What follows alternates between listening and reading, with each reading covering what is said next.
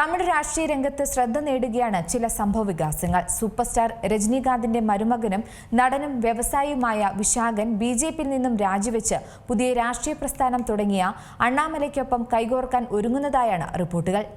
രജനീകാന്തിന്റെ മകൾ സൗന്ദര്യയുടെ ഭർത്താവായ വിശാഖൻ അണ്ണാമല രൂപീകരിച്ച പുതിയ ജനകീയ കൂട്ടായ്മയിൽ അംഗമാകുമെന്ന സൂചനകൾ ഈ ഘട്ടത്തിൽ പുറത്തുവരികയാണ്. രജനീകാന്തിന്റെ പിന്തുണ അണ്ണാമലയ്ക്ക് ലഭിക്കുന്നുവെന്ന തരത്തിലാണ് രാഷ്ട്രീയ ചർച്ചകൾ ശക്തമാകുന്നത്. ആ സാഹചര്യത്തിൽ കൂടിയാണ് ഇത്തരമൊരു നീക്കം ഏറെ ശ്രദ്ധാകേന്ദ്രമായി മാറുന്നത്.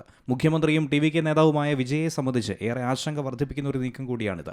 ഈ മാസം 5-നാണ് കെ അണ്ണാമല ബിജെപിയിൽ നിന്നുള്ള രാജി ഔദ്യോഗികമായി പ്രഖ്യാപിച്ചത്. പിന്നാലെ വി ദ ലീഡേഴ്സ് എന്ന പേരിൽ പുതിയ രാഷ്ട്രീയ പ്രസ്ഥാനം ആരംഭിക്കുന്നതായും അദ്ദേഹം അറിയിച്ചു. പ്രസ്ഥാനം പ്രഖ്യാപിച്ചതിന് ആദ്യ 24 മണിക്കൂറിനുള്ളിൽ തന്നെ ഏകദേശം 14 ലക്ഷം പേർ അംഗത്വം സ്വീകരിച്ചതായാണ് വെബ്സൈറ്റിലൂടെ നമുക്ക് ലഭിക്കുന്ന വിവരം.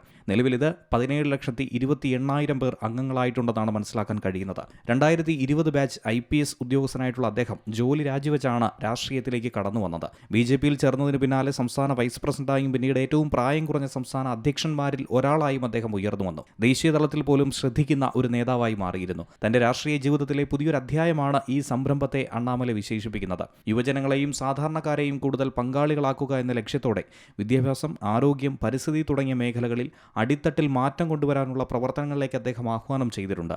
വി ദ ലീഡേഴ്സ് എന്ന ഓൺലൈൻ പ്ലാറ്റ്ഫോമിലൂടെയാണ് പ്രവർത്തകരെയും സന്നദ്ധ പ്രവർത്തകരെയും ചേർക്കുന്നത്. വരാനിരിക്കുന്ന നിയമസഭാ, ലോക്സഭാ തെരഞ്ഞെടുപ്പുകളിൽ സജീവ സാന്നിധ്യം അറിയിക്കുമെന്നും പുതിയ തലമുറ നേതാക്കളെ വളർത്തിയെടുക്കുമെന്നുമാണ് അണ്ണാമല ഇതിനോടകം തന്നെ പ്രഖ്യാപിച്ചിരിക്കുന്നത്. National desk, Zee Malayalam news. ഏറ്റവും പുതിയ വാർത്തകളും വിശേഷങ്ങളും വിരൽത്തുമ്പിലറിയാൻ സീ മലയാളം ന്യൂസ് എല്ലാ ഡിജിറ്റൽ പ്ലാറ്റ്ഫോമുകളിലും ലഭ്യം.